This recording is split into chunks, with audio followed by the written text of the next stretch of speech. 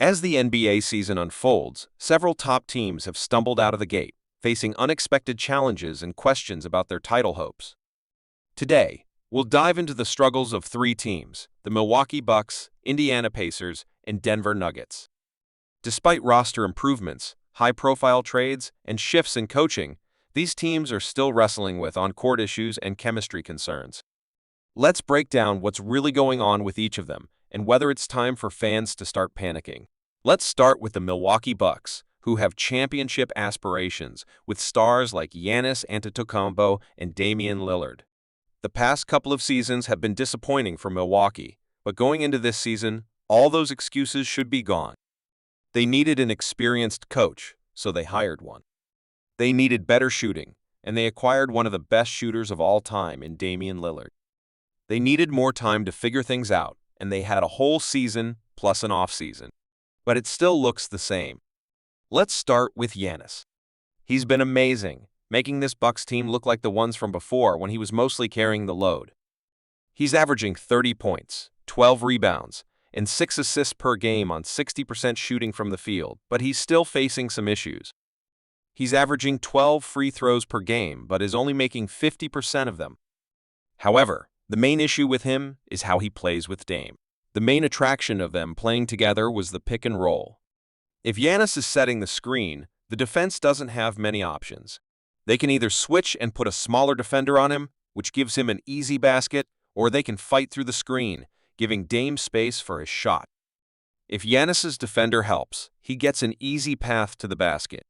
But it hasn't been like this due to the screens he's setting. He's setting weak screens to quickly roll to the basket, which doesn't give Dame any room to work with, leading to forced shots. This is why the Bucks offense has been more successful with Brook Lopez setting screens. Even though he isn't as talented as Giannis, he sets stronger screens, which helps the offense. Despite these issues, Giannis has been spectacular, looking like a one-man show most games.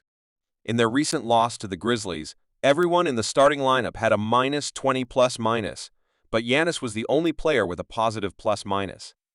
Speaking of the Memphis game, let's take a look at Damian Lillard's performance. He scored only 4 points, shooting 1 for 12 from the field and 0 for 6 from 3. That's just one night, though. In the previous game against the Boston Celtics, both Damian Lillard and Giannis dropped 30 points, and the Bucks still lost. This brings us to the final point: coaching and identity. Doc Rivers hasn't changed much since taking over. The team looks the same or even worse than it did under Adrian Griffin. The Bucks still play drop defense against elite shooters, resulting in nearly every team setting their own shooting records against them.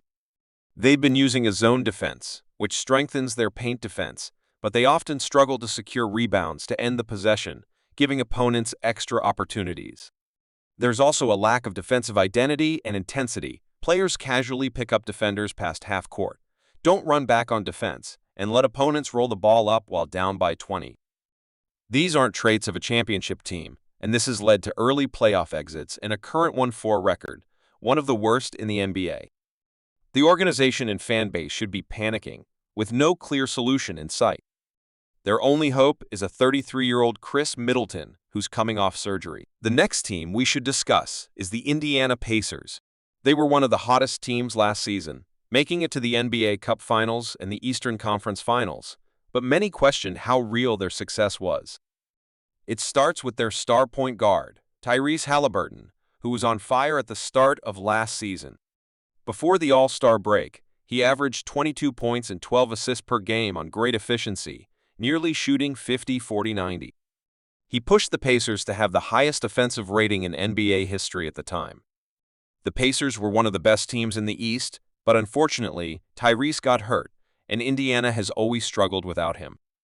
Even when Tyrese returned, he wasn't the same, averaging 18 points and 10 assists on 30% from 3 after the All-Star break. When faced with the future champs, the Boston Celtics, the Pacers were swept in 4 games, unable to steal even one. With the second half of the season and playoffs, the Pacers didn't look as good, but with all their success, it would have been an overreaction to criticize them at the time. However, this season, the team hasn't looked great. He's averaging 15 points and 7 assists per game to start the season. His shot has always looked odd, but it has improved every year. Since last season, though, it's been falling off. He's averaging 25% from three. With Tyrese's shot not falling, it's harder for him to create for his teammates, as defenses aren't as aggressive on him. Knowing he wants to pass, defenders can play him softer, which affects his whole team and makes it harder for them to get the shots they're used to. Now, as I'm making this video, the Pacers just beat the Boston Celtics but almost blew a 24-point lead, sending the game to overtime.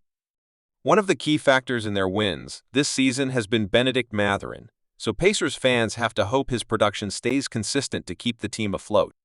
So, should the Pacers organization and fans panic that Tyrese hasn't looked like himself, or can the others carry the load? The last team I want to discuss is the Denver Nuggets.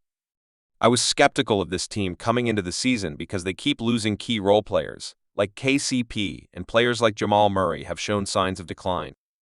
To start this season, they've looked rough, with Nikola Jokic carrying most of the weight, averaging 32 points, 12 rebounds, and 9 assists per game. Despite Jokic's efforts, the Nuggets are 2-2, and the wins haven't looked pretty. For example, the Brooklyn Nets took them to overtime, but as a championship team, this shouldn't have happened. Jamal Murray and Michael Porter Jr. have been averaging decent point totals, but their efficiency is lacking. MPJ is shooting below 30%, and it's affecting Denver's entire offense. Historically, Jokic and the Nuggets succeed when he can create for others rather than having to score. When Jokic is limited to a one-man show, he can score as much as needed, but it doesn't always lead to a win. They've been relying on one of their young players to step up. But if that doesn't happen, it's hard to see how the Denver Nuggets can maintain championship expectations. Should the Denver Nuggets be panicking while the rest of the West gets better, they keep getting worse. Each of these teams came in with high expectations, but they're all battling different issues, from chemistry adjustments to coaching decisions. Whether they can overcome these obstacles and contend for a title remains to be seen. Let us know in the comments. Do you think these teams will bounce back, or are we in for a season of surprises? Thanks for watching, and be sure to subscribe for more NBA analysis. See you in the next one.